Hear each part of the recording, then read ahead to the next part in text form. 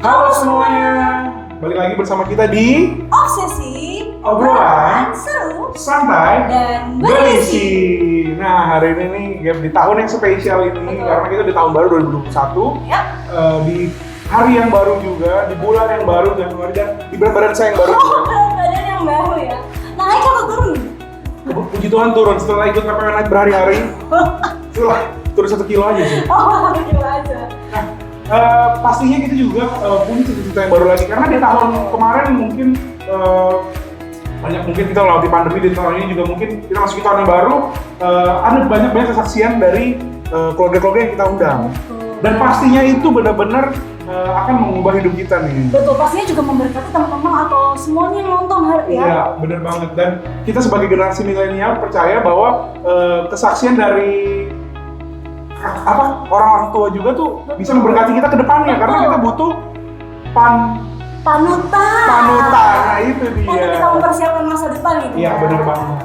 Nah, hari ini juga kalau teman-teman belum pernah lihat Gaby, hari ini kita saya sendiri ditemani oleh Gaby sebagai host baru di sini. Ya, kenalin dulu dong. Oke, halo semuanya, aku Gaby. Ya, jadi hari ini aku mulai menemani Fanny Iya. ya.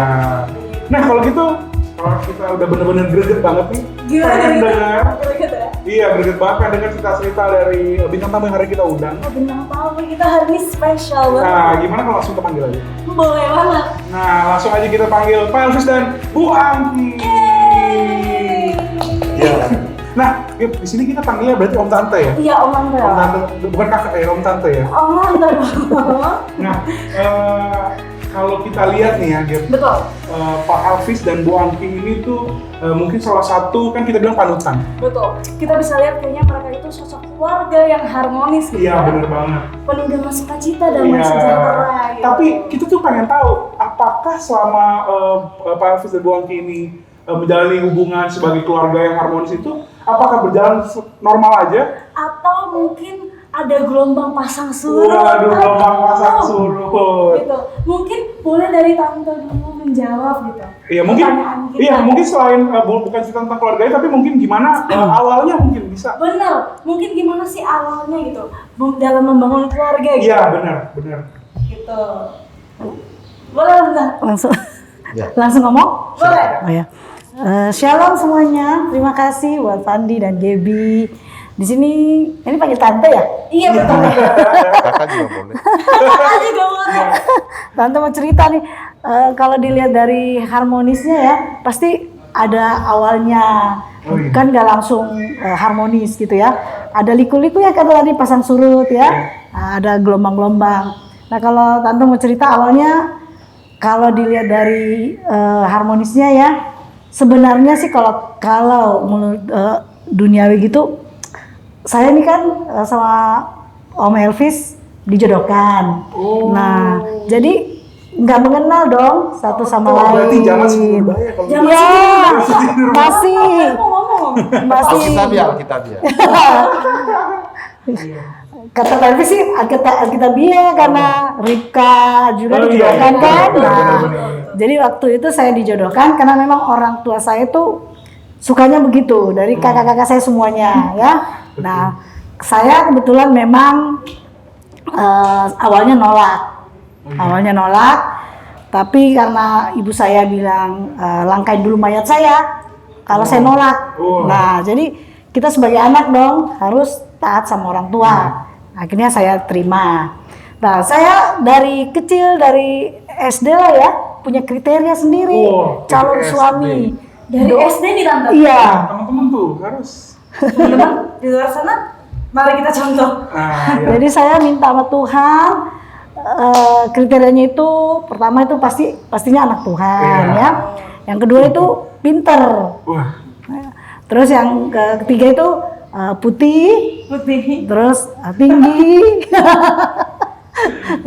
terus tidak merokok dan pintar main gitar. Nah itu kriteria saya. Jadi saya tuh taruh di kamar ya, ini saya kriteria saya dan saya doain tiap hari. Nah waktu saya dijodohkan, saya melihat bahwa kriteria anak Tuhan, oke, Lolos. Nah, lolos. Kedua pinter, nah, karena udah kerja, terus dengar kerjanya oke lah, wah ini pasti pinter dong, udah oke. Benar. Terus lihat wah ininya kulitnya bukan hitam ya putih lah, oke lah, udah oke. Tingginya ya standar, oke lah. Nah yang ke bawahnya itu saya tahu dia masih merokok waktu itu, cuma saya udah bilang waktu mau nikah, kalau udah nikah stop merokok ya. Nah saya bilang gitu, kata Om Elvis, ya saya usahakan. Nah terus yang main gitar itu belum, tapi ya dalam hati saya udahlah Tuhan, ini udah ada kriteria kan, udah dong menikah. Tapi masuk pernikahan mulai aja baru menikah, bulan madu aja udah terjadi langsung pertengkaran. Baru bulan madu ya? Baru bulan madu. Jadi waktu kita bulan madu ke Bali. Nah background dari Pak Elvis ini kan mungkin karena udah melajang udah lama ya. Umurnya waktu itu menikah 34 ya Pak ya. 34 tahun, saya 27 tahun. Jadi dia udah biasa kali masuk bar, minum gitu ya, judi, rokok, lah teman-temannya lah semua itu ya. Nah saya kaget karena saya sebagai maksudnya nggak terbiasa dengan kehidupan itu, kaget dong dibawa ke bar di Bali tuh, wah langsung dia minum minuman keras, wine, tambah kaget, wah ini peminum nih.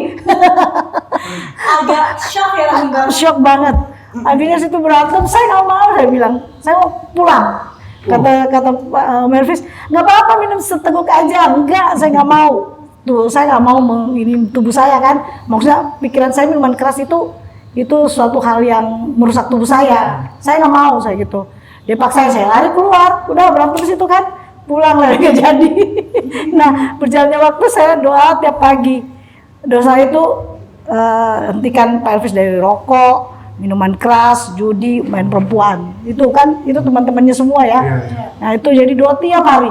Nah lucunya itu kalau mau saya Sabtu pagi nggak pernah ikut, saya sendiri. Nah doa itu saya sengaja kerasin suara saya supaya dia dengar. Kan timbul dari pendengaran. Iya, jadi saya sengaja kasih keras biar dia dengar. Habis itu dia pergi kantor, dia nggak pernah bilang ikut doa atau iya nanti enggak. Jadi saya memendam sendiri di dalam kehidupan saya sehari-hari ya, doa seperti itu. Dan itu berlangsung lama banget. Dari kami pindah-pindah kota ya, karena Om Elvis ditugaskan pindah-pindah kota. Saya ingat Tuhan menjawab mulai satu persatu. Nah, waktu kami pindah kan dari Bandung, Surabaya itu masih sampai di Pontianak, berhenti di Bandung dulu, sorry. Di Bandung berhenti minum karena dia pulang tugas dari Jepang, ususnya itu sudah bocor, kata dokter harus berhenti minuman keras, nggak boleh lagi minum minuman keras. Puji Tuhan ya kan. Udah terjawab satu, berhenti minum. Pindah ke Surabaya, enggak, tetap judi itu kalau hari Sabtu ini dia main judi ya, Minggu pagi sampai pagi mau ke gereja, pulang dulu gereja, pergi gereja dulu, habis gereja balik lagi ke tempat judi. Jadi cuma ini datang doang gereja badannya. Jadi mau perlihatkan aja setor muka ya, bahwa saya datang gereja, habis itu pulang main judi lagi. Sampai besok akhirnya kalau Senin sampai Jumat kerja kan, jadi dia nggak main judi. Nah itu terus kehidupannya saya merasa waduh ini Tuhan bener-bener. Jadi saya nggak nangis sendiri aja. Nah itu akhirnya saya di Surabaya keguguran. Anak saya udah 2 terus keguguran. Nah, terus saya bilang sudahlah stop gitu, kalau mau, kata dia saya mau anak perempuan, ya udah kalau mau anak perempuan berhenti semuanya, berhenti merokok. Nah, Tuhan pasti kasih, tapi tetap merokok, tetap. Akhirnya kami pindah ke Pekanbaru. Di Pekanbaru karena nggak ada teman judinya, nggak ada lawannya, akhirnya berhenti. Jadi dijawab lagi satu ya. Dijawab lagi, baru puji Tuhan. Nah, kemudian kami dipindahkan lagi ke Pekanbaru. Nah, di Pekanbaru, Pontianak tadi. Pontianak udah kan, Pontianak yang judinya berhenti kan. Nah, terus ke Pekanbaru. Di Pekanbaru itu saya keguguran lagi. Nah, terus saya bilang, Pak, udahlah, coba ini berhenti dulu merokok. Ini saya udah keguguran 2 kali loh, saya bilang gitu. Terus kata dia, Kata dia gini, nggak mungkin saya berhenti merokok, kata dia gitu. Dia merokok kan dari SMP apa? Nggak mungkin saya berhenti merokok, kata dia. Tapi dalam hati saya nggak ada yang mustahil bagi Tuhan kan. Nah, saya doain terus, saya berantem terus. Kalau ingat rokok tuh saya larang merokok, dia pasti marah. Sampai saya pernah berantem, lempar remote sama dia. Pokoknya apa bang saya lemparin gitu loh supaya berhenti merokok. Sampai pernah saya dibawain pendeta ke rumah berargumen sama saya masalah rokok. Nah, om yang dia bawa itu ngomong, kan kebetulan anak saya namanya Gerald. Jadi Mama Gerald, nggak ada di Alkitab tuh berhenti merokok. Ada di pom bensin katanya. Terus aku bilang, Om, kan firman Tuhan bilang, tubuhmu adalah bait Allah. Terus kata dia, udahlah itu nggak apa-apa, Om juga merokok, kata dia. Saya bilang, udah saya nggak mau tahu. Pokoknya saya mau Om Elvis berhenti merokok. Udah dong, dia tetap merokok. Malah pernah dia kibulin saya. Dibohongin saya. Katanya udah berhenti merokok di rumah ya, senang dong saya. Tapi Tuhan itu baik, selalu maksudnya bela saya ya. Saya dituntun ke kantornya. Padahal saya tuh jarang ke kantor kecuali arisan setiap bulan. Tapi kenapa Tuhan suruh saya ke kantor? Saya ke kantor, saya tanya sekretaris, Bapak mana? Kok nggak ada di kamar, di ruangan? Oh lagi ke toilet, Ibu tunggu aja di kamarnya. Aku masuk dong ke dalam, kaget, itu asbaknya penuh puntung rokok. Waduh Tuhan, ini rokok siapa? Waduh, saya waktu itu bener-bener udah stres banget ya. Saya tanya sekretarisnya, ada tamu nggak tadi datang? Kalau ada tamu kan mungkin rokok dia ya. Nggak ada Bu. Waduh berarti rokok dia nih. Banyak banget, itu masih siang loh ya. Itu berapa puntung itu. Wah udah aku langsung pulang nggak ketemu. Marah, udah deh di situ berantem keras di situ. Akhirnya saya bilang, Tuhan capek nih kalau berantem melulu gara-gara rokok ya. Udahlah, saya serahkan sama Tuhan. Tuhan sudah berhentikan dia judi, berhentikan dia minum, berhentikan dia main perempuan gitu kan. Tinggal satu ini, ya udahlah Tuhan, waktu Tuhan lah yang terindah. Saya udah mulai nggak marah. Saya hanya gini, kalau mau rokok di luar ya, jangan di depan anak-anak. Nah gitu kan, anak saya waktu itu udah 2. Jangan sampai mereka melihat bapaknya perokok. Akhirnya iya oke. Jadi udah terjadi perjanjian gitu. Dan saya udah gak marah. Saya udah senang gitu.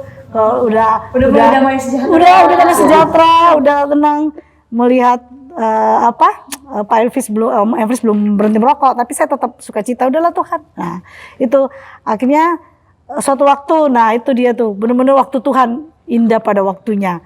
Saya nggak pernah pikirkan, saya nggak pernah menanti kapan ya, berhenti kapan ya. Udah saya udah serahin sama Tuhan. Tiba-tiba suatu pagi katanya, Mah bagaimana sih kalau berhenti merokok? Waduh, saya tuh ya waktu itu lagi duduk gini langsung loncat. Langsung bener merokok gitu. Jadi saya seneng banget terus saya doa sama Tuhan. Bagaimana caranya Tuhan bisa lepaskan?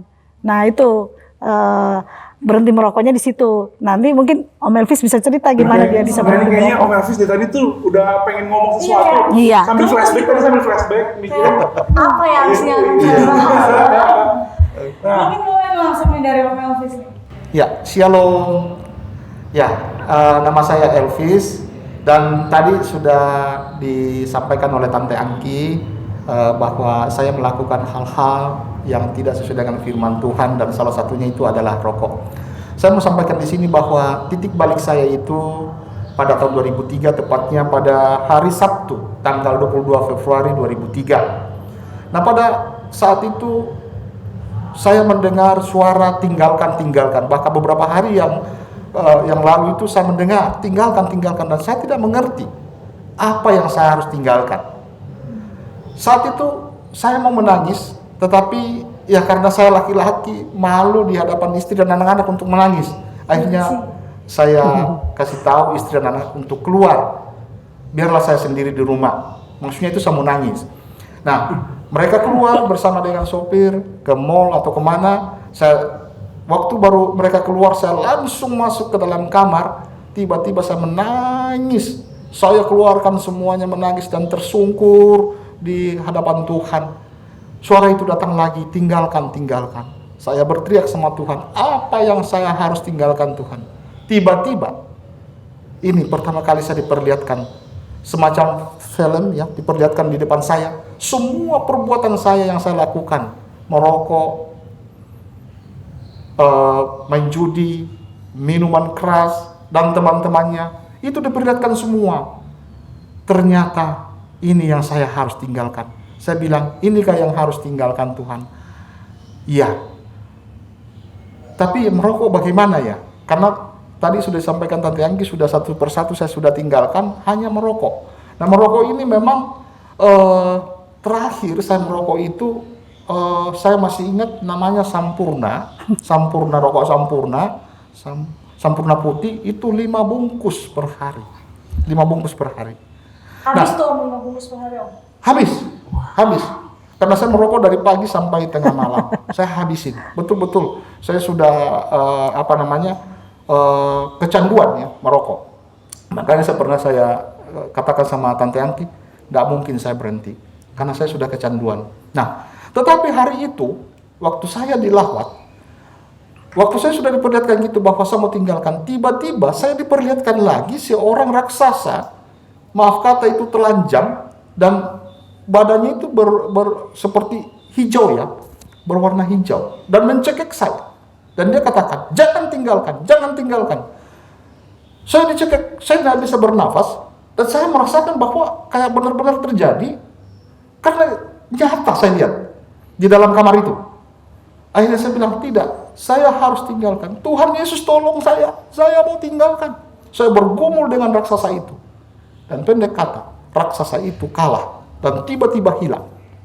Waktu dia hilang, sukacita, damai sejahtera ada dalam diri saya. Dan saya melihat bahwa sejak tanggal itu, makanya saya catat 22 Februari 2003, sejak saat itu sampai saat ini saya berhenti merokok dari 5 bungkus per hari. Saya bilang, ini luar biasa, bukan karena kekuatan saya, ini pasti karena campur tangan Tuhan. Dan tidak lama kemudian, 1 bulan kemudian itu, saya masih 2003 bulan Maret ya, tadi Februari, 11 Maret itu saya dibaptis selam di Pekanbaru ya. Kemudian 1 bulan kemudian lagi 13 April itu ibadah jam 11, dan pas waktu itu ada hamba Tuhan dari gereja kita ke sana di Pekanbaru, karena saya juga masuk di GBI, saya dibaptis Roh Kudus. Saya nggak tahu bahwa bahkan bahasa roh waktu itu, saya bilang, apa sih orang kok ngomong kayak gitu? Kok tiba-tiba saya alami? Saya mau katakan bahwa waktu saya dilawat Tuhan pada ibadah itu, saya nggak mengerti. Kok tiba-tiba badan saya panas, dari atas sampai ke bawah, itu panas semua. Dan kok ini mulut saya kok komat-kamit sendiri. Apa itu komat-kamit? Ternyata itu bahasa roh. Saya berbahasa roh sejak April 2003. Itu berjalan terus. Akhirnya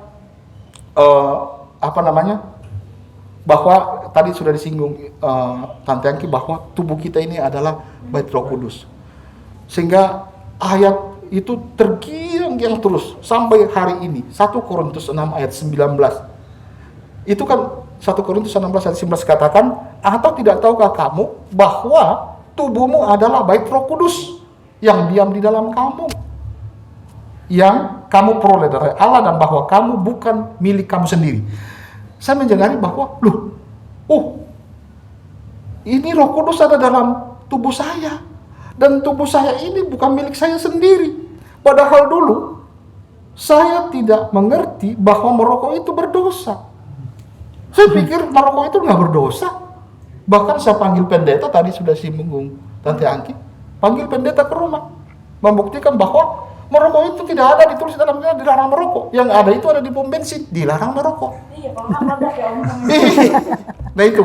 Nah, jadi dulu itu saya berbuat dosa, saya menganggap tidak berdosa. Setelah saya tahu ayat ini, 1 Korintus 6 ayat 19, saya mengerti bahwa ini tubuh saya ini adalah bait Roh Kudus dan bukan milik saya sendiri. Jadi saya harus persembahkan sama Tuhan. Nah disitulah titik balik saya Dan sampai hari ini saya tidak menyentuh pun satu, bahkan orang merokok aja mencium itu saya sudah alergi. Tanya dia. Bisa begitu ya? Saya alergi. Dari 5 bungkus per hari. Hari ini kalau orang merokok, mah tuh rokok suruh pergi. Padahal dulu saya ya kayak kereta api. Kereta api. Waduh, luar biasa. Tapi Tuhan baik banget ya berarti ya Om ya? Luar Maksudnya biasa. luar biasa gitu loh mujizatnya.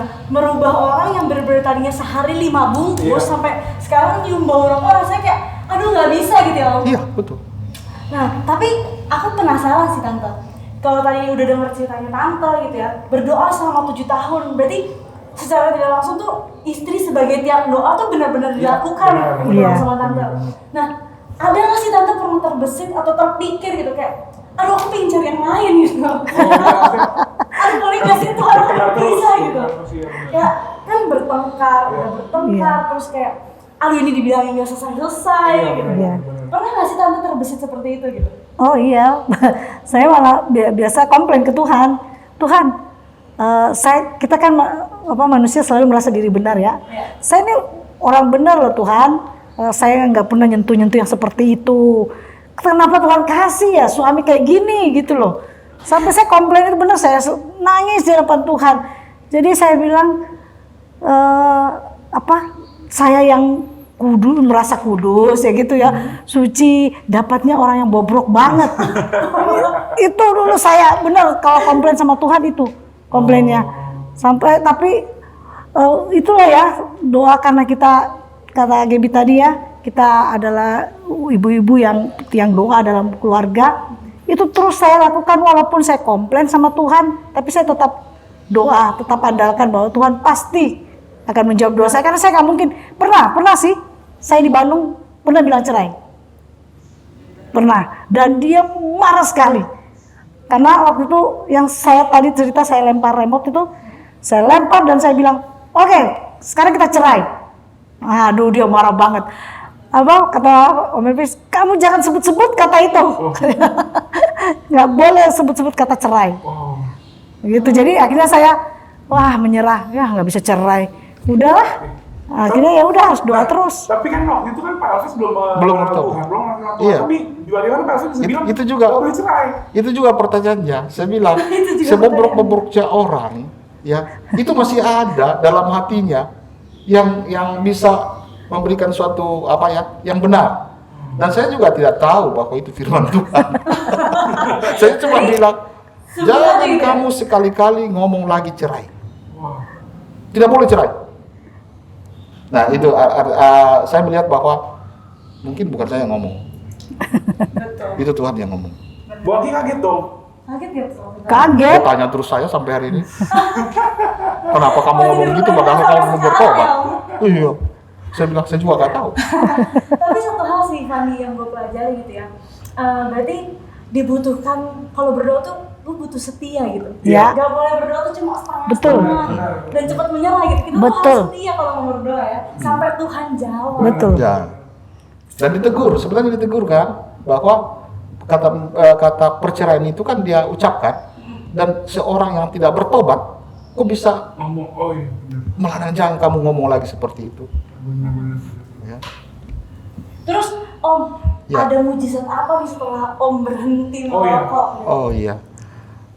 Yang saya lihat pertama bahwa firman Tuhan katakan kalau kamu tinggal di dalam aku dan aku tinggal di dalam kamu, apa saja yang kamu minta akan diberikan. Betul. Saya pegang firman itu.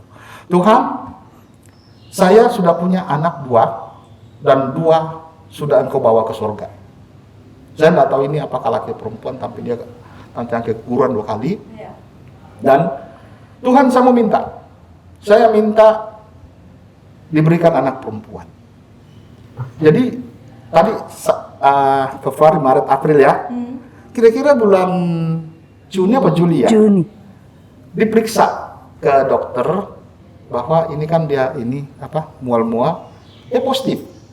Ya. Bulan Juni apa Juli? Juli ya. Juli dibawa ke dokter positif. Saya bilang terima kasih Tuhan, Engkau sudah menjawab doaku. Aku berdoa anak ini perempuan dan saya menamai dia Gabriela. Pada saat dia positif itu ya, Kan belum ketahuan, belum bisa di-scan ya. Ya, Belum bisa di PSG. belum bisa. Nah, akhirnya saya perkatakan terus, ini perempuan dan namanya Gabriela. Dan tepat pada tanggal 21 Maret 1 Maret 2004, 9 bulan kemudian, lahirlah seorang anak perempuan dari kandungan Tante Angki. Dan namanya memang sudah dikasih nama, Gabriela Deborah Gading Matasi. Nah, akhirnya ya saya sangat bersyukur pada Tuhan bahwa Tuhan mendengar doa saya. Dan masih banyak mujizat-mujizat yang lain yang kami rasakan dalam Bisa hidup. begitu Ivan. Oh. Keren banget. Karena yang menjadi PR adalah ketika udah kasih nama dan percaya itu anak perempuan, tiba-tiba keluar laki-laki. Nah, Nah itu, Bulan keempat. nah itu. Om Elvis nggak mau tahu. Tapi Nggak mau USG. betul waktu itu. Itulah ini iman ya. Waktu itu saya Nggak tetap mau. tidak goyah dan tidak mau USG. Saya bilang itu pasti perempuan. Tahu dari mana? Tahu dari Tuhan. Kamu kan baru bertobat. Iya, tapi saya sudah bisa bicara sama Tuhan. Dokter sampai gini nggak mau USG bener, nggak dokter.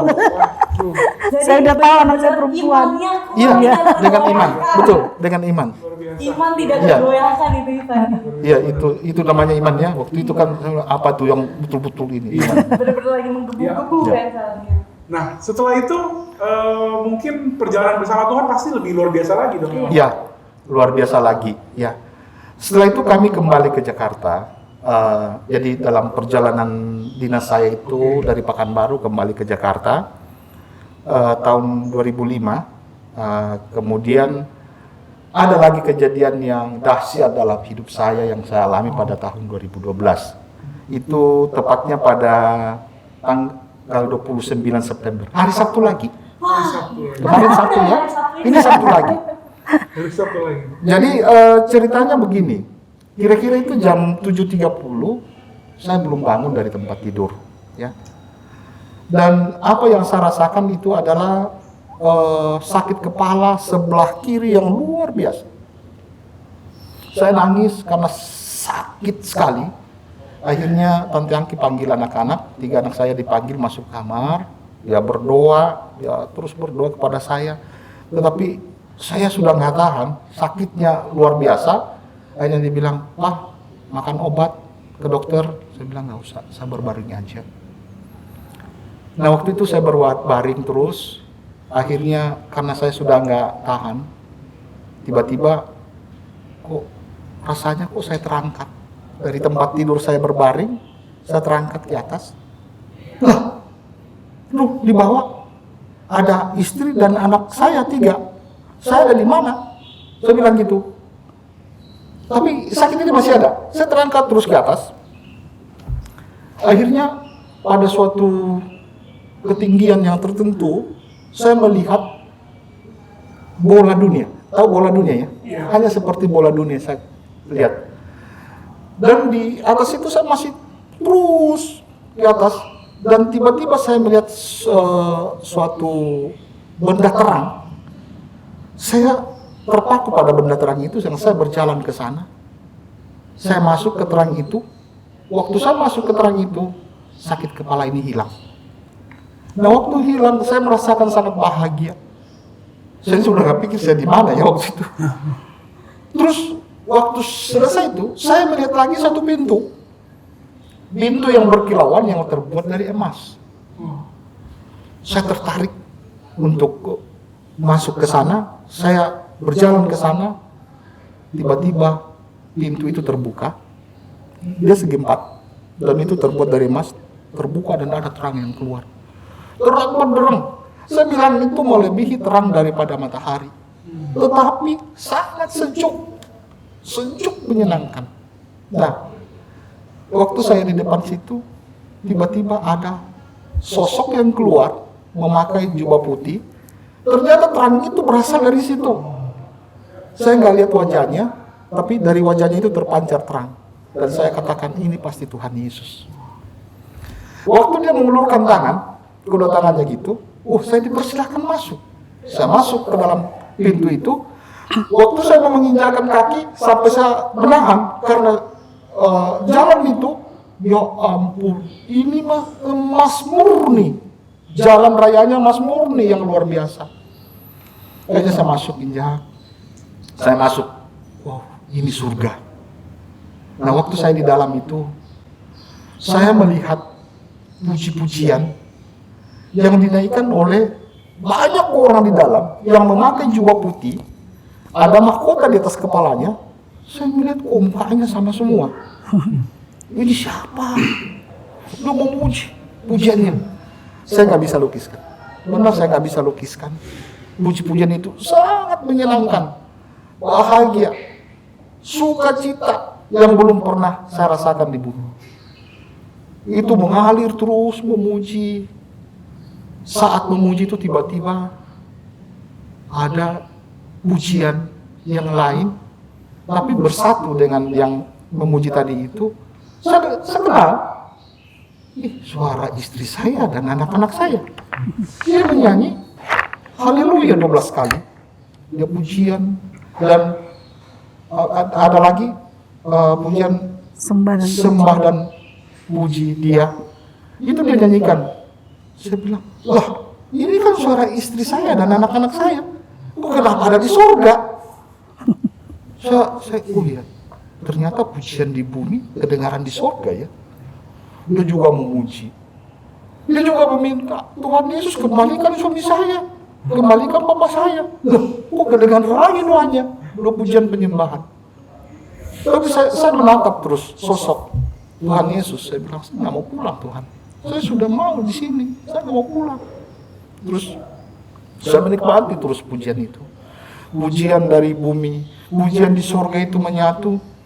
Waduh, saya bilang luar biasa di sorga. Saya betul-betul saya nggak mau pulang. Terus tiba-tiba Tuhan Yesus bilang, anakku, kau lihat sekarang waktunya sudah sangat dekat. Aku segera datang menjemput orang-orang kudusku. Dan hanya orang-orang kudus yang boleh masuk ke surgaku ini. Anakku, sampaikanlah kepada keluargamu, sampaikan kepada saudara-saudaramu seiman, kepada saudara-saudaramu tidak seiman, bahkan kemana-mana. Saya bilang, ya Tuhan, saya akan sampaikan dan saya akan kembali ke keluargaku. Waktu saya ngomong gitu, tiba-tiba badan saya kembali masuk, badan saya goyang di tempat tidur. Dan di mana kau rasakan waktu itu? Saya bilang, apa yang saya rasakan ini? Saya pulang dari mana? Saat itu saya masih menyimpan terus. Cuma saya kasih tahu, tadi kamu doa, kamu puji-pujian iya. Tadi Papa kenapa? Ada sesuatu yang saya mau ceritakan, tapi apa yang saya katakan, saya masih terlalu lemah sekali. Saya nggak tahu kenapa saya lemas banget, apakah perjalanannya terlalu jauh. Jadi saya masih lemas sampai pada sore hari. Saya nggak bisa gerak di tempat tidur. Waktu sore hari, saya bangun, saya mandi, dan lapar. Makan. Nah, waktu itu saya mengingat-ingat apa yang saya doakan selama itu, bahwa ada telepon ke surga ya, 3333, yaitu Yeremia 33 ayat 3. Itu saya selalu berdoa sama Tuhan. Saya nggak ngerti ya, Yeremia 33 ayat 3 kan dikatakan di situ, berserulah kepadaku, maka aku akan menjawab engkau dan akan memberitahukan kepadamu hal-hal yang besar yang tidak terpahami, yaitu hal-hal yang tidak kau ketahui. Saya baru sadar, loh, selama ini saya memang doa. Telepon surga 3333, Yeremia 33 dan saya diberikan yang begini. Saya bilang itu hal besar buat saya. Nah, setelah itu saya katakan, setelah sore hari, setelah saya makan, baru saya ceritakan semua sama Tante Angki. Ya saya nggak tahu setelah itu Tante Angki ngomong kemana, karena memang saya disuruh Tuhan untuk memberitahukan kemana-mana. Dan memang hari ini ya saya katakan bahwa saya sampaikan lagi lewat medsos. Dan 3 hari sebelum saya ke sini, setiap saya mau menyampaikan seperti ini, saya itu merasakan sakit yang luar biasa. Ini 3 hari ini badan saya semua sakit. Bahkan masih tadi pagi saya masih pusing. Tapi saya bilang, Tuhan, saya harus sampaikan apa yang Kau sudah perintahkan kepada saya. Oke Om. Nah, kalau kan tadi kan Om Elvis yang merasakan sendiri. Sampai habis suaranya kan. Terlalu kagum toh, Nah, kalau Elvis yang merasakan sendiri. Nah, kalau dari sisi Bu Angki posisinya tuh gimana Bu? Pas diceritain gitu iya, ya? pas diceritain. Pas lagi mungkin tadi mendengar pujian penyembahan, apakah beneran itu Bu Angki yang bernyanyi? Iya, cerita sendiri. Beneran nyanyi lagu itu? Iya. Nah, coba Bu Angki boleh cerita Bu. Sebelum dia di bawah Tuhan ya, memang Tuhan sudah ngomong ke saya ya lewat doa. Pada jam 3 subuh itu saya kan kalau doa itu setiap hari ya namanya pendoa. Jadi kita doa, saya doa buat orang-orang, anggotaku, semua keluarga. Nah ini suara itu keluar datang bahwa saya akan membawa suami kamu. Wah, kalau kita dengar gitu gimana? Pasti stres ya. Nah, jadi saya nggak mau, tidak Tuhan, jangan bawa suami saya gitu. Tapi datang lagi. Akhirnya saya gini, aduh Tuhan, gimana suara ini supaya nggak ada di telinga saya. Saya aminkan doa saya aja deh supaya nggak kedengeran gitu kan. Saya amin, saya tidur. Tapi itu suara terus datang. Aduh Tuhan, saya nggak bisa tidur malam itu. Jadi saya pandangin terus dia. Karena kalau kami tidur itu, ini anak-anak muda nih, boleh contoh nih orang tua romantis tidurnya. Pak Elvis pasti begini. Dan saya tidur di sininya. Jadi tangannya selalu begini dan saya tidur di sini. Itu udah perjanjian dari dulu. Wah, kalau tidur harus begitu. Sejak titik balik. Sejak titik balik gitu ya. Nah akhirnya tidur situ terus saya liatin aja mukanya ini. Loh, ini udah mau dibawa Tuhan gitu kan. Aduh, kapan saya nggak tidur sampai pagi, akhirnya bangun. Saya udah berwas-was nih, kapan nih Tuhan mau bawakan. Jadi saya waktu itu Jumat, Kamis itu Jumat, saya kerjanya naik turun ke lantai 2, mau lihat dia doang. Karena sejak itu Om Elvis itu bangun, dia bukannya turun beraktivitas, tapi di kamar. Di kamar itu memuji Tuhan, baca Alkitab. Padahal kita udah satu dulu nih, kan satu dulu kita nih bareng tiap hari kan. Terus nonton YouTube kesaksian. Semua hamba Tuhan luar dan dalam negeri pokoknya dilap semua sama dia. Ditonton semua pokoknya. Itu yang bikin Bu Angki jadi semakin takut. Iya. Makanya terus saya lihat dia wajahnya semakin putih, kayak bercahaya. Saya gini, wih, orang kalau mau dibawa Tuhan ganteng ya. Oh, ganteng ternyata orang kalau sudah mau dibawa Tuhan, pikiran saya gitu. Jadi saya tuh akan waktu itu saya harus menjalankan tugas saya sebagai berumah tangga, ini jadi bolak-balik gitu terus. Tapi dia nggak tergoyahkan. Nah dia hanya turun makan, terus dia naik lagi seperti itu aktivitasnya. Akhirnya malam ya kita ada acara di gereja, ke gereja. Terus saya masuk di lantai 3 itu ya, kan lift ya. Tapi saya udah mencium wangi banget ini. Oh tumben di gereja wangi banget, wangi bunga gitu kan. Pas keluar dari lift, lihat di counter, wih ini penuh dengan bunga-bunga, wih di taman. Waduh, ini jangan-jangan nih sudah waktunya nih.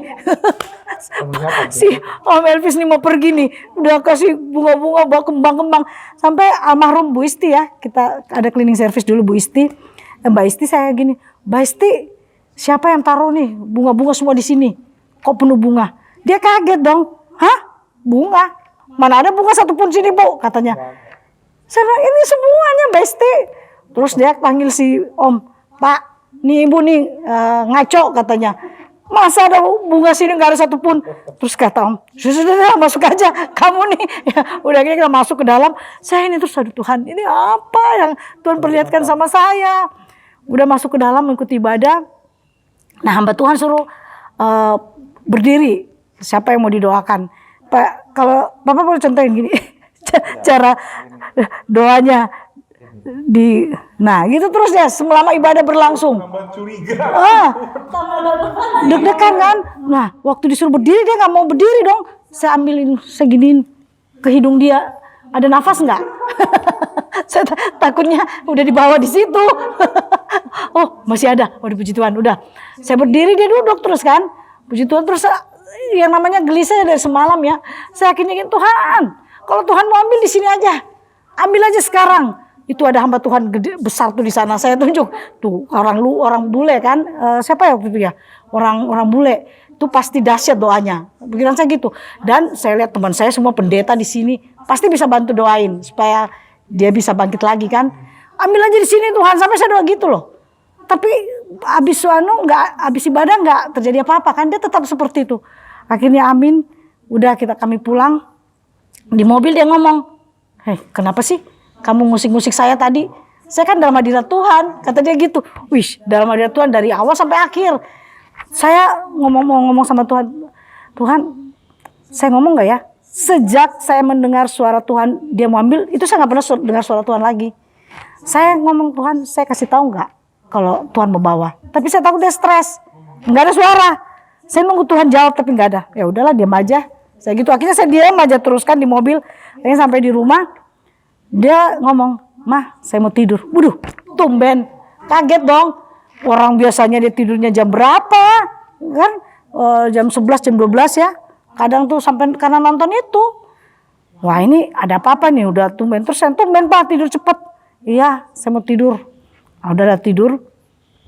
Terus saya, waduh saya udah jangan sekarang deh Tuhan. Orang saya sendiri di rumah, siapa yang mau dukung doa, bantu doa. Pas tidur, saya giniin kepala saya dong kan begini. Lah kok dia gak mau ya? Dia udah gak mau, terus saya waduh. Ini udah mau dibawa bener Tuhan nih, udah gak mau deket-deketan pikiran saya. Udah mau jaga kesucian hidupnya nih, gak mau sentuh-sentuh. Sampai gini-gini kepalanya, tangannya mana nih, gak mau dia gini terus tidur. Akhirnya ya udahlah, saya tidur aja. Akhirnya tidur, bangun pagi dia tiba-tiba gini, "Mah, sakit kepala saya sakit banget." Aduh lompat dong saya. Waduh ini nih saatnya nih. Saatnya nih. Pas ya yang hari Sabtu itu, Sabtu pagi. Waduh, saya sudah deg-degan. Terus kata dia, saya langsung gini sih, "Ke dokter yuk Pak." "Enggak." "Saya kasih obat." "Enggak." Udah saya ambil tensi dulu, saya ke bawah ambil tensi, tensi. Wah, 135 ya, 135/100 tensinya. Saya bilang, "Waduh, gimana nih Tuhan?" Dia gak mau. "Saya mau tidur," kata dia gini, "jangan ganggu saya mau tidur dalam hadirat Tuhan." Wih, hadirat Tuhan lagi. Saya kan ini bener-bener nih udah dibawa nih. Terus saya bilang, "Tuhan, anak-anakku aja deh yang bantuin doa gitu kan. Mana mereka Tuhan?" Bener, Tuhan bawa mereka loh. Padahal sehari-hariannya itu anak-anak saya itu bangunnya saya yang bangunin. Nggak pernah mereka bangun sendiri apalagi ke sekolah. Saya pasti yang bangunin. Tumben hari itu dia bangun sendiri. Dan itu yang besarnya bangun kaget lihat papanya. Karena kalau saya bangunin mereka kan kami saat teduh. Nah mereka siap-siap sekolah. Tapi kan situ Sabtu nggak sekolah. Dia kaget bangun. "Loh papa kenapa mah?" Karena udah tempat tidur kan sakit kepala. Saya udah duduk di membelakangin pintu gitu. Saya langsung ini, "Aduh terima kasih Tuhan, sini. Panggil adik-adikmu. Panggil, kita doa buat papa." Mereka datang semua. Terus teriak, "Papa kenapa mah? Papa kenapa?" Udah nangis dong. Dia udah sakit banget. Ya udah yang tadi dia bilang air mata udah nangis, udah keluar semua. Terus dia ngomong, dia nggak ngomong, dia gini, mata putihnya udah naik ke atas, ya, udah tanda-tanda seperti orang mau meninggal ya. Yang seperti yang saya biasa lihat di rumah sakit, bagaimana sih orang mau meninggal itu. Saya udah stres banget. Anak saya yang cewek itu, yang namanya Gabriela itu, nggak tahan lihat papanya. Dia lari-lari ngeliling tempat tidur. "Aku takut gitu-gitu terus, aku takut. Sini deh doa buat papa." "Enggak, aku takut." Teriak-teriak. Nah ini kakaknya sama dua anak saya yang cowok ini pegang tangan papa, pegang kaki papa. Maksudnya jangan lurus, kasih bengkok. Jadi tanda-tanda orang hidup kan, kalau masih ada gerakan gitu. Mereka pegang kuat, jangan lepasin. Akhirnya pas waktu itu udah mata putihnya naik, akhirnya dia kepalanya udah ke bawah, ini tangannya udah ini semua, ke bawah semua, udah nggak bisa dipegang lagi, udah lemes. Wah, di situ teriaklah kita, udah deh, udah kayak apa ya, komplek kami itu udah teriak, kembalikan Papa, kembalikan suami saya, udah teriak itu sama Tuhan. Tapi nggak ada suara Tuhan, nggak ada apa-apa. Akhirnya saya gini, ayo kita doa, anak-anak saya mulai doa, kembalikan Papa. Ada yang doa, Tuhan siapa yang ngajarin saya? Apanya Papa saya yang ngajarin? Nggak ada yang bisa ajarin saya, karena anak kedua saya itu memang nggak ada bisa guru yang bisa ajarin kecuali papanya. Nggak ada yang ngajarin saya tersentuh lah, aduh kasihan banget anak saya nih. Terus saya nggak ada perubahan. Akhirnya saya gini, bahasa roh, kita bahasa roh semua, bahasa roh, nggak ada juga. Tuhan maunya apa nih? Akhirnya saya mau pujian, nggak ada apa ya, kayak nggak ada sama sekali lagu yang bisa muncul di sini. Padahal banyak banget lagu kan yang kita hafal, nggak ada sama sekali lagu. Saya kira saya mau apa lagi nih, udah bahasa roh kagak, udah doa kagak, Tuhan saya mau apa? Akhirnya tiba-tiba muncul itu haleluya. Tiba-tiba keluar lagi haleluya, haleluya. Wah udah, saya ajakan yang saya nyanyi, kita nyanyi aja puji Tuhan. Haleluya, udah nyanyi terus. Sembah dan puji Dia, sembah dan puji Dia. Itu terus kami lakukan. Terus nggak ada juga. Tiba-tiba saya gini dalam anak-anak masih nyanyi, saya dalam hati saya gini. Ya udah Tuhan, saya menyerah, saya gitu kan. Udah capek dong, udah berjam-jam nih muji Tuhan. Doa lagi, saya doanya lucu. Itulah kalau pikiran manusia ya. Kita doa itu jangan mengandalkan pikiran saya gini. Saya doa, Tuhan kembalikan suami saya karena dia kan gembala kul. Saya bilang gitu. Anggota-anggota kulnya masih membutuhkan. Saya bilang anggota-anggota kul itu masih membutuhkan gembalanya Tuhan. Jangan diambil kalau memang anak-anak saya Tuhan lihat mereka gak perlu ayah bapak lagi. Ya udah gembala anggota kul aja deh. Domba-dombanya. Tapi gak juga. Ternyata ngomong ganti Tuhan itu susah banget. Ya Tuhan gak begini. Gak ngomong udah lagi ya. Saya udah siap udah pasrah Tuhan. Tuhan mau ambil puji Tuhan, Tuhan kembalikan puji Tuhan. Itu saya udah bilang sama Tuhan. Habis saya doa ini, habis pujian penyembahan sama anak-anak, saya akan menelpon ibu saya, kakak-kakak saya, rumah sakit supaya datang untuk suntik di rumah. Karena pikiran saya nggak perlu bawa ke rumah sakit karena kami biasanya orang Toraja ya, itu langsung dibawa ke pulau kampung. Jadi saya pikir saya akan panggil suntik formalin di rumah dan langsung dibawa ke Toraja. Itu saya belum disuruh. Iya, nah itu udah pikiran saya. Nah udah sambil itu, udah saya pasrah, tiba-tiba suara Tuhan terdengar lagi. Buka matamu, lihat suamimu. Gak mau, saya gak mau lihat. Udah lagi ingat, saya gak mau lihat Tuhan, saya takut gitu ya. Tapi itu buka matamu. Enggak itu sampai 3 kali suara itu terdengar. Buka matamu, lihat suamimu. Ya Tuhan, ya saya udah siap. Saya buka mata, saya lihat ke suami saya gini. Wah, pada saat saya lihat begini, itu kepala dia gini. Gerak lagi. Gerak kembali, terus dia ngomong. Dia ngomong, ya Tuhan, saya akan kembali ke tengah-tengah keluarga. Sama. Itu yang dia bilang. Wah, pada saat dia ngomong itu, saya langsung tahu dia ini hidup lagi kan. Saya teriak, puji Tuhan, terima kasih Tuhan, ada kami semua. Puji Tuhan, anak-anak semua. Tapi dia masih begitu kan. Dia lagi, Pak bangun. Enggak juga, dia enggak gerak. Masih diem. Iya, cara meninggal gitu, dia begini. Lama kami goyang-goyang, terus dia ngomong, bentar ya, jangan ganggu saya. Kata dia gitu. Oh iya, udah. Anak-anak kita bubar, kita udah aktivitas. Kita bubar. Bubar dah. Bapak udah hidup, sudah Bapak udah hidup. Nah ini baru saya semua di depan pintu. Kaget dong, kan kita teriak itu satu jalan kan bisa jalan. Karena kan komplek. Nah mereka bilang, oh, Bapak kenapa Bu? Terus saya bilang, Bapak tadi dibawa Tuhan ke surga tapi sudah hidup lagi. Bapak sudah hidup. Bapak mati Bu. Udah. Pokoknya bisa cerita, gitu kan. Akhirnya udah, saya naik terus lah, dia nggak gerak. Dia kayak orang, kalau kita pikir kan gini, ya, dia mau jadi gini, kayak orang mati gitu. Itu kejadian sampai sore jam 5. Sampai sore jam 5, baru dia bisa bangun. Dia bangun, terus dia bilang, saya mau mandi dulu. Terus boleh nggak saya makan? Saya lapar banget. Lapar banget. Terus kata dia, kamu tahu nggak? Saya tadi kemana? Dan saya bilang, tahu? Papa ke surga kan di bawah Tuhan. Kok kamu tahu? Nah ini saya kasih tahu bahwa Tuhan sudah ngomong dan saya nggak mau kasih tahu. Nah itu dia cerita yang tadi tulang-tulang itu semua nggak ada tenaga sama sekali. Jam 5 dia bangun itu baru habis makan habis kenyang gitu baru cerita. Wow, keren banget ya bagaimana Luar biasa ceritanya, banget. bener-bener takjub banget sampai. Kayak amazing. Karena biasanya kita nonton di YouTube atau nonton di TV atau Atau baca buku baca gitu ya. buku. Kali ini benar-benar kita dengar langsung dari orangnya yang datang. Real life depan mata gitu, Iya. walaupun kita dibatasi dengan face shield ya. Nah. Tapi benar-benar kita lihat gitu. Bener. Nah, Kip, aku masih mau nanya nih, Om. Setelah itu ada nggak sih cerita-cerita lagi mungkin tentang perjalanan puji-pujian yang Tuhan kasih ke keluarga dan Om sendiri? Oke, iya. Ini masih ada lagi satu cerita ya yang kami alami sekeluarga. Setelah saya diperlihatkan di surga oleh Tuhan Yesus, kami mengalami satu keluarga sakit semua kecuali Tante Aki.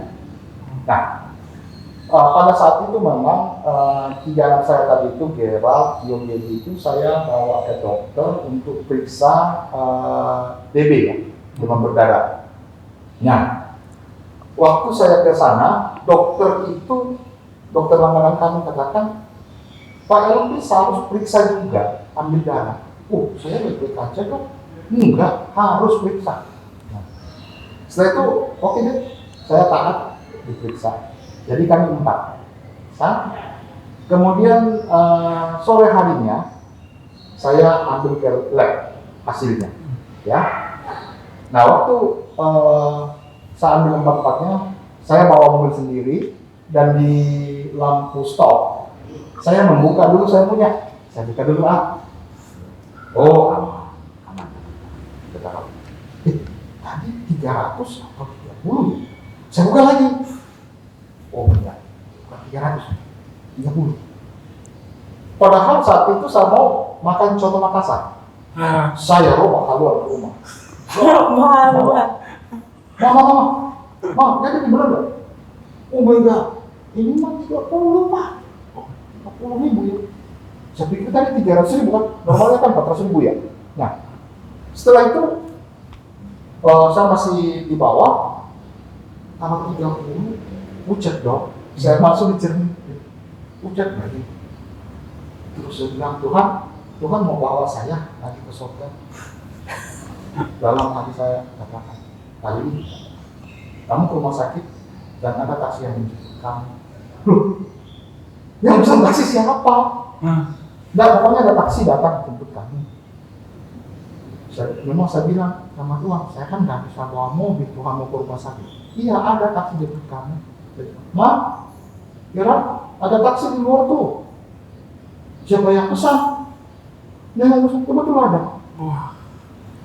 Nah, setelah itu buru-buru sama Tante Anggi naik mobil, nggak sempat lagi siapa yang pesan taksi, siapa yang ini juga kami nggak sempat ngobrol. Dia telepon dokter, dikasih tahu semua itu hasilnya. Dokternya juga kaget, akhirnya dia bilang masuk aja di rumah sakit itu, Buit. Setelah itu di sana masuklah saya ke situ di UGD, ngomong lagi tapi akhirnya masuk, terus dokternya bilang, nggak benar ini, ulang lagi ya, dok, ulang lagi. Iya Pak, kenapa turun lagi? Dalam hati saya itu saya harus tenang, karena saya ini tidak akan pergi. Saya sudah dikasih tahu, saya tidak akan pergi. Cuma saya bilang, Tuhan kalau ini sampai nol gimana ya? Akhirnya kami dapat kamar, terus ada kamar keluarga, saya berdua sama anak perempuan tadi itu, Gaby. Setelah 3 hari, karena semakin turun, saya masuk ICU. Akhirnya sampai datang dijemur di ICU dan ada bapak datang menjemput saya pikir malaikat yang datang menjemput saya. Bapak Gembala. Iya, Bapak Gembala kita, saya pikir malaikat tadi. Saya sudah tahu bahwa saya tidak akan dibawa. Nah, Akhirnya sudah turun terus, sudah mendekati 0 memangnya. 17. Akhirnya setelah itu seminggu ya biasanya lewat masa krisis itu. Nah, saya melihat bahwa ini adalah mujizat juga yang kami alami, dan itu Tuhan izinkan terjadi. Karena saya Tuhan, kenapa saya harus sakit jadi satu keluarga? Ya, dalam hati saya bahwa biarlah Elvis tahu kalau orang sakit itu demam berdarah tidak bisa merasakan, kamu bisa rasakan. Karena ya sebelumnya memang saya tidak pernah sakit diri, dan semua ini kok kena ya, kecuali nanti kalau kamu yang di luar sana ya saya akan ngurus ya. Benar. Betul. Buat dia harus berdoa terus. Iya, tetap jadi tiang doa ya. Soalnya nanti tiang siapa lagi? Iya, nggak ada. Iya, benar. Iya, sampai kakak-kakaknya udah pada datang, saudaranya. Kan dipikir udah mau lewat ya, dari Surabaya udah pada datang. Tapi waktu itu kondisinya tante nih ya, kan kalau yang om rasain ya mungkin kayak, wah gimana nih ya? Nah tante yang melihat lagi ini loh, semua sakit tante doang yang sehat, itu gimana perasaannya tante? Waduh, nangis aja waktu bawa mereka berdua kan masuk rumah sakit, yang 2 di rumah. Kata dokter dirawat aja di rumah. Nah saya bilang, Tuhan yang di rumah siapa yang merawat? Kebetulan pembantu saya ada, tapi saya tahu lah dia gimana batasnya yang mau merawat orang sakit. Tuhan betul-betul baik banget. Tiba-tiba tetangga saya yang waktu itu masih Buning ya, Pak Gerard ya, tetangga saya udah bertetangga berapa lama sama dia, belum ya kalau di gereja ketemuan, tapi kami belum pernah mengunjung rumah. Kenapa tiba-tiba dia datang ke rumah saya? Dan dia telepon, Bu Angki, saya di rumah, anak-anak lagi sakit. Saya bilang, oh iya Bu, aduh puji Tuhan, kok Ibu bisa ke rumah saya? Terus dia bilang, Tuhan yang suruh. Jadi Tuhan utus Buning itu datang, jadi dialah yang ngurus anak saya 2 itu. Jadi makanannya, obatnya, karena obat-obat kan dokter kami tuh udah bilang, udah disiapin, tinggal diambil. Buning tolong obatnya diambil. Dia aja Buning ke rumah sakit ambil obatnya buat anak-anak saya.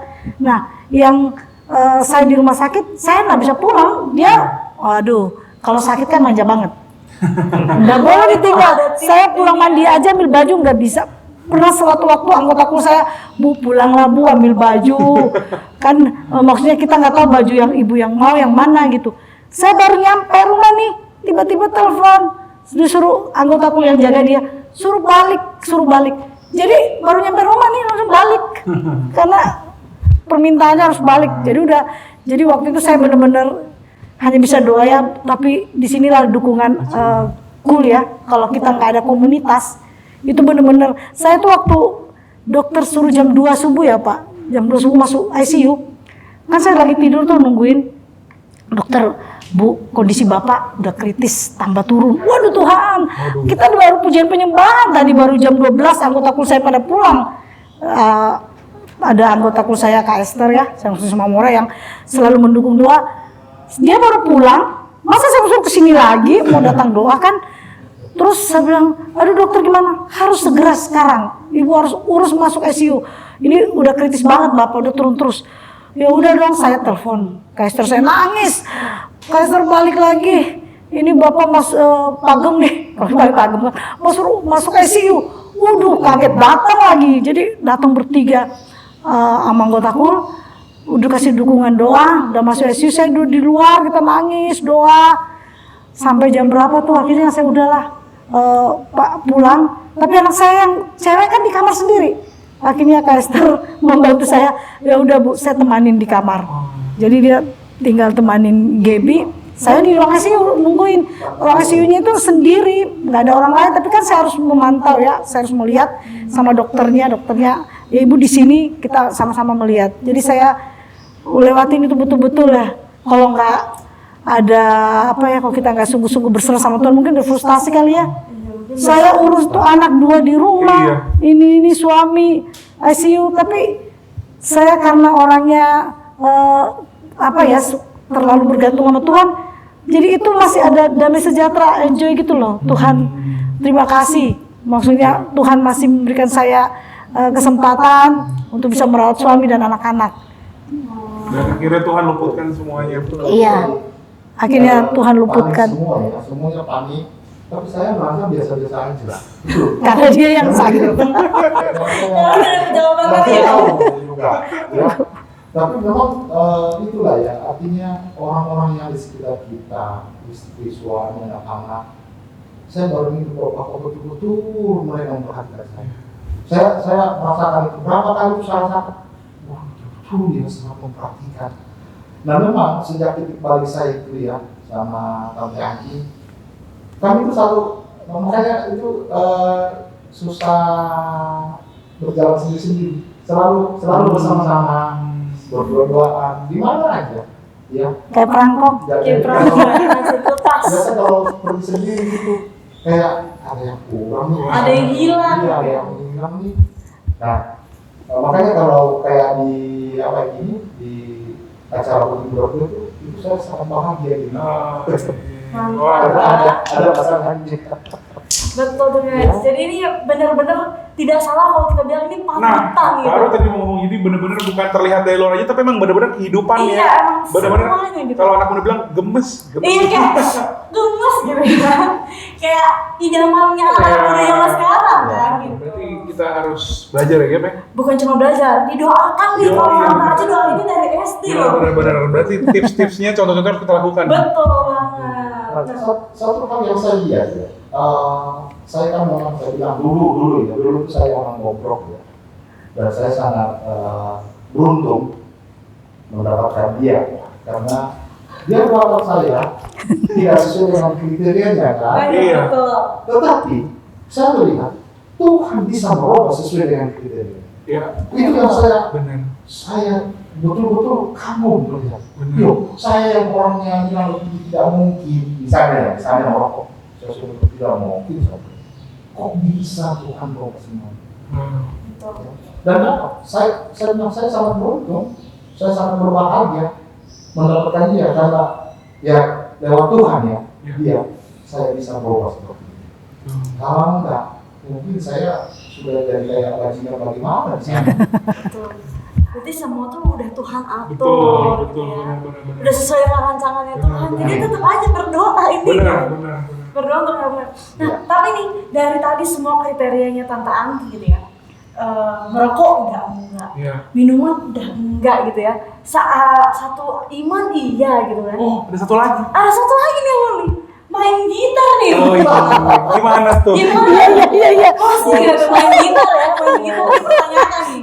Iya. Apakah selama pernikahan ini akhirnya bisa ada mujizat bisa main Iya. gitar?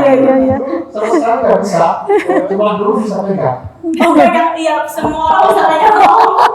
Oh iya. Bener pegang kan? Iya. Tapi sebentar.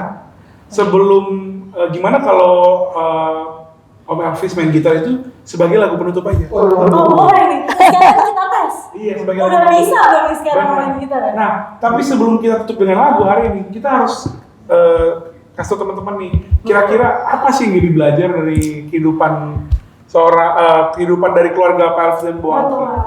Kalau aku pribadi nih ya, aku tuh benar-benar tersentuh tuh sama perjuangan seorang istri jadi tiang Iya, doa. karena cewek kan. Betul, ini karena cewek gitu. Karena cewek nih. Kalau saya- Nah, kalau maksudnya gini, buat masa depan kita ya, apalagi yang di luar sana belum nikah gitu ya, sama nih ya, kayak kita masih mencari jodoh ya, ya mari kita Iya. sama-sama doakan dari sekarang, jangan tunggu-tunggu ntar guys, doakan dari sekarang gitu.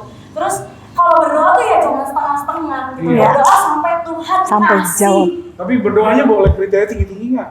Harus cowok Korea. Jangan kayak gitu juga dong. Nggak gini, punya kriteria oke, tapi tetap kehendak Tuhan yang Oh, jadi iya. gitu ya kan? Coba kalau lihat dari tante tadi, kriterianya A, B, C, D, dapatnya tidak sesuai, tapi Tuhan Oh, iya. bisa ubahkan. Benar, karena kadang kalau kita kriterianya nggak sesuai, kabur langsung. Oh, skip, langsung next. Iya, biasanya gitu soalnya. Itu nanti sekarang anak muda. Oh, iya. Kalau nggak sesuai, udah bye. Tahu-taunya dipertemukan lagi, gitu. Iya benar, maksudnya nggak semua orang bisa bayar harga. Itu Betul. istilahnya sekarang bayar harga ya. Iya. Iya, karena Nah, nggak semua kalau- orang mau. Kalau Ivan nih coba. Kalau dari aku sendiri udah pasti jelas dari pihak suami ya, saya sebagai konsisten, Iya. bener nggak Om? Kita harus konsisten ya. Konsisten. Harus konsisten, harus apa namanya? integritas. Ya. Karena kalau nggak berintegritas pasti sampai hari ini mungkin kita juga ikut Tuhan harus berintegritas. Ketika dilihat nggak harus dari depan kita cerita nih misalnya saya begini tapi di rumah sebenarnya pukul-pukulan misalnya sama adik kakak sendiri. Misalnya kayak marah-marahan. Tapi gimana ketika orang lain nggak lihat kita lakuin apa, itu namanya integritas. Betul. Ya, aku percaya. Integritas sangat penting. Ya. Jadi bukan cuma di luar tapi di dalam juga sama. Ya, Jadi benar-benar. bobotnya tuh memang Ya, nyata gitu ya. karena yang tadi kita bilang sendiri kelihatannya harmonis tapi benar-benar memang di dalamnya Harmonis. Iya, masalah Tidur aja itu. masih harus adil. Iya. Apa Itu Di dalam tuh kan. Mari kita berdoa teman-teman. Apa yang kita pikirkan, perkatakan dan perbuat itu semuanya harus kami. wah. Betul. Aduh. Kayaknya kita hari ini kenyang hati, Aduh. pikiran, fisik semua. Mungkin nanti kita bikin episode selanjutnya ya. Bener Iya, lagi. kayaknya kita perlu bikin sequel ya. Oke. Oke. Mungkin teman-teman itu aja dari kita. Betul. Kita mau say thank you juga dong buat Tante dan Om yang Iya, hari ini makasih yang hadir. Sama-sama. Biar bersedia kita tanya-tanya banyak iya, hal gitu ya. biar Tuhan selalu sertai keluarga yang Amin. harmonis. Amin. Biar semua anak-anaknya sukses, Amin. sehat, Amin. dan tetap dekat sama Tuhan. Maksudnya dekat sama Amin. Tuhan tuh tetap dalam hidup kudus. Amin. Terus berdoa juga supaya keluarga Om dan Tante terus jadi berkat buat banyak orang pastinya ya kan. Amin. Oke, pasti udah gak sabar lihat Om main gitar. Kita uji terakhir ini. Oke. Oke, Ivan ambil dulu gitarnya. Oke, boleh. Oh iya, saya bersyukur sih Tuhan sudah jawab semua kriteria saya ya. Jadi yang kriteria terakhir gitar sebenarnya saya tuh sudah nggak terlalu, maksudnya Tuhan, saya sudah seneng banget gitu loh. Tuhan sudah jawab kriteria saya yang lain. Nah, setelah dia sakit, terus 2017 ya kalau nggak salah tuh dia mau belajar gitar. Padahal saya nggak suruh. Nah akhirnya dia belajar gitar. Saya tuh udah lupa kriteria saya sebenarnya. Kan udah lama juga. Iya udah lama kan. Benar sih. Saya udah senang dengan kriteria saya yang lain yang sudah dijawab.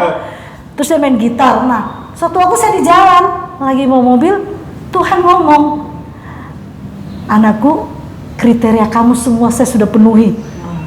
Oh Tuhan, apa ya? Gitar. Main gitar, oh itu saya nangis bener, saya nangis sepanjang jalan mau mobil. Tuhan kamu, Tuhan baik banget gitu loh. Sampai ini aja yang kriteria terakhir ini kok masih diingat gitu sama Tuhan.